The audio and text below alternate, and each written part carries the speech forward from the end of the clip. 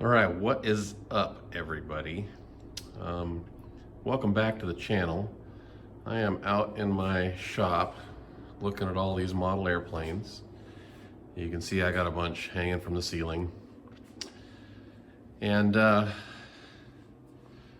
today is a good day because I'm gonna let you guys in on a secret. I've been building something that I haven't really told anybody about. There's a few close friends that obviously know, but the general public and the masses have no idea what I've been up to. As you guys know, I'm an avid RC modeler, but I'm also, an airplane junkie in general. And I have had a lifelong dream, and that dream is to race a Formula One aircraft at the Reno National Championship Air Races. So, today, I'm going to show you what I'm doing about that. So this is my own design Formula One airplane. Now you're going to have to use your imagination a little bit because it's upside down, but this is the fuselage plug here. And I've been working on it for a few years on and off. I haven't worked on it for quite a while, but now I'm back going on it again. So this video is to let everybody in on the secret, and also to help keep me a little bit motivated, right? I like to share things with people, so, give me a like and a comment, and I would really appreciate it if you'd subscribe to the channel, because that obviously helps with the motivation too. But what you're looking at here is, the fuselage plug, and you can see obviously it's upside down, but what I've done is I've polished and finished certain sections of it, and I've pulled molds from it. You can see underneath the cowling there is pretty shiny. That gave up a mold.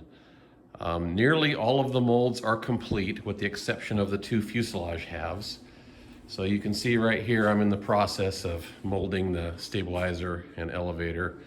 That'll get probably finished up in the next few days.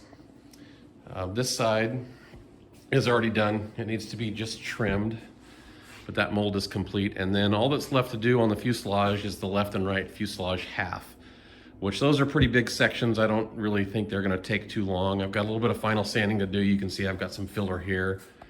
The dark gray is where the canopy is. That's already given up a mold. There's actually the canopy mold is laying right there. You can see what that looks like. So I'm gonna give you a little tour of some of the other molds that I've built and sort of what the plan is going forward. And sort of where we're at. So hang on for the ride. I'll take you along. All right, so here we're looking at the canopy mold. I hope to publish, more videos over time, sort of showing my process and the build as it goes along. I do have a Facebook page. It's called Impulse IF1. If you want to look that up, it's been a private page for quite a while, but it's public now. And that's really where I've been kind of posting all the build pictures and updates and things like that. So you can look there to get a little bit more background and kind of see where I've been going with this. But for now, let's take a look at this. So one of the things that I did when I built this, you can see in the plug here, these lines. And these are just tape lines that I added on and then put primer over them, sanded the surface down, pulled the tape out, and it leaves a little divot in there.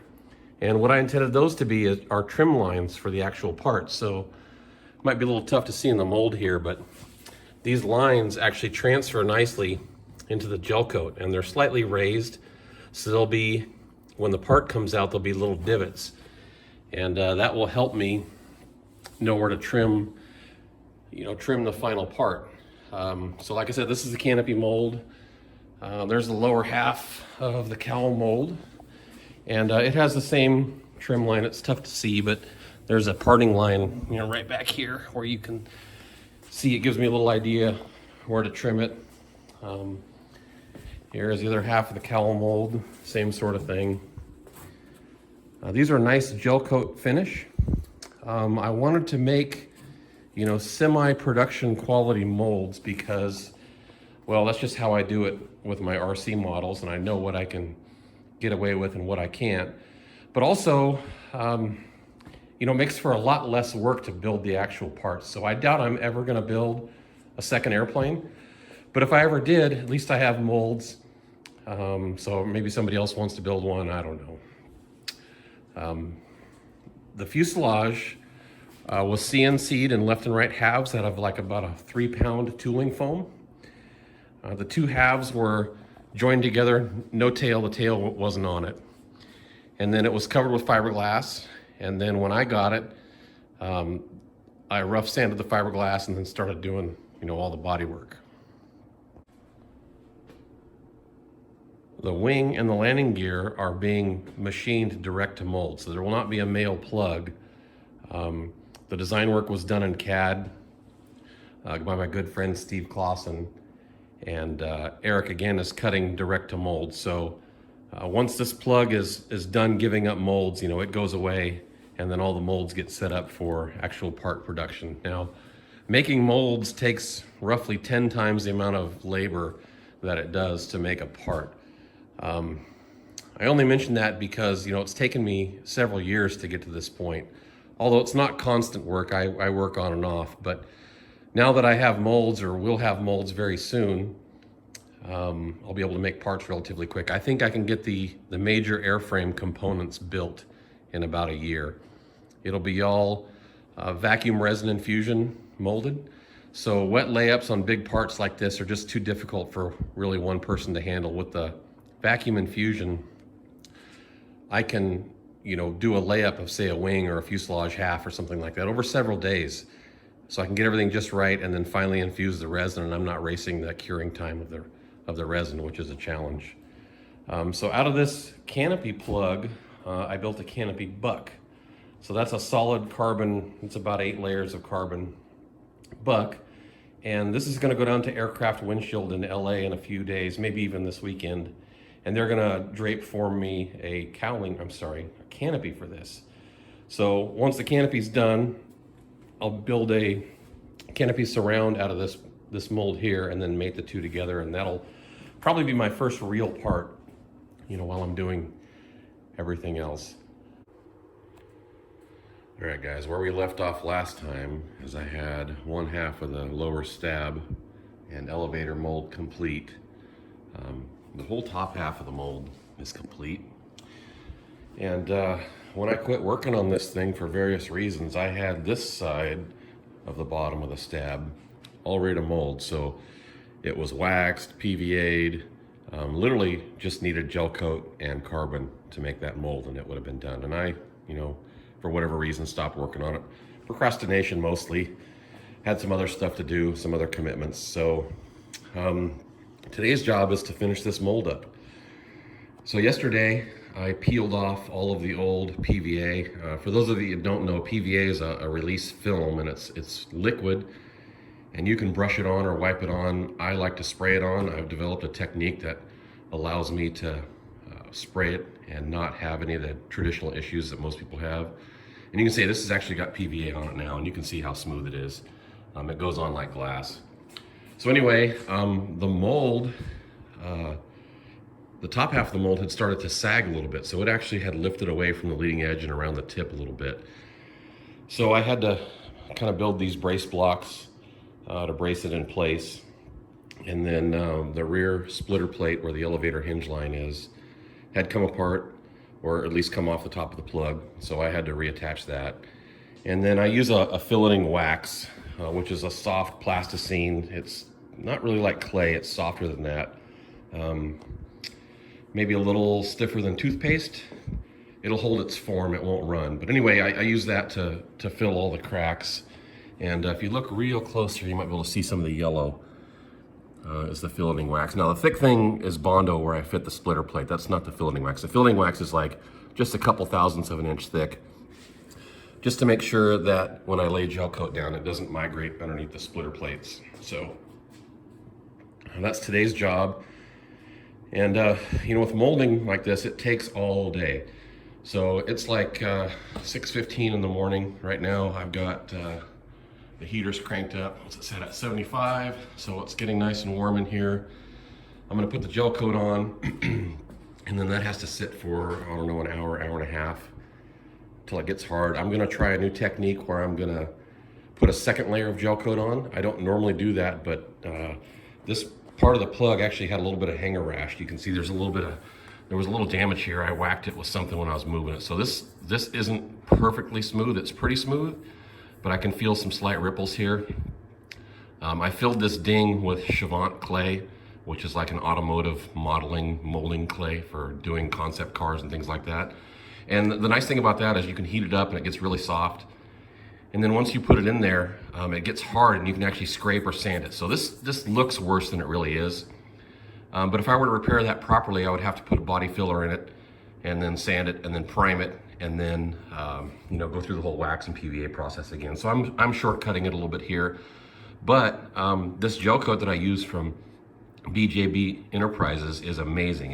It sands and repairs really, really easy. So this is gonna show in the mold a little bit, but I'm just gonna sand and polish it out. So I'm not worried about it. It's gonna save me a bunch of time. And it's just something I'll have to deal with. If I was making, typical maybe production molds, like for my RC models where I wanna pull lots of parts out, I would, make sure that's perfect. But for this, it's a one-off. There's gonna be some sanding and body filler involved no matter what. And so I'm gonna deal with that. All right, so I'll check back with you in a little bit. We're gonna start mixing up the gel coat. All right, this is the gel coat that I use from BJB. I've used lots of gel coats over my career, I guess you'd call it. And they all work pretty good, but this stuff is just so nice to work with. It spreads easy. It covers great film build, but most importantly for me is it polishes up and repairs nicely. I try to do my best and I make some really nice molds, but inevitably you get a bubble somewhere or you need to fix a scratch, or like I'm gonna have to do on this stab mold, fix a little area that's not perfect. So this stuff's really great. It's affordable. Give a shout out to my buddy Troy Peterson over there at BJB. He's great to deal with. He'll get you your stuff quick. And they also do other stuff like molding silicones and resins and things like that as well. So I'm also using their resin for the molds too. So give them a check out and a like. And if you use it, let me know what you think. I'm super impressed. So here's the first layer of gel coat going down. It's tough for me to film and work at the same time, so this is kind of how I have to do it. You guys just kind of see the progress as it goes along. But I put a pretty thick layer on there, and I start on usually the top if that's the way that easiest to do it, because the gel will slightly run. And I try to finish an area and then slowly move down. So the goal is to get it on nice and thick. You have to brush it in slow, even strokes. If you poke the surface, there's a good chance you can tear the PVA, which is the release film underneath, and you don't want to do that. So you slowly just work your way down, and obviously this becomes the surface of the mold. So you try to take your time and get this as perfect as you can, because it matters. This is the part of the mold that you're going to see. This is the part that actually makes the airplane. So you want to make that as perfect as possible. So I'm going to put one layer on. I'll go back and even it out a little bit, and I'll let that cure, and then I'll put a second layer on. And then from there, I'll just start adding layers of carbon. I do 10 layers of carbon, so that takes, unfortunately all day, because you put 3 layers on, let it start to gel before you move on to the next 3. And the reason I do that is because if you do all that thick laminate all at once, you can get what they call an exotherm, where it builds up heat and it sort of runs away. And that can cause all kinds of problems. It can melt the wax underneath and mess with the release film and generally ruin your mold, and you have a bad day then. So anyway, we're still cranking along, and I'll check back in when we got something else cool done.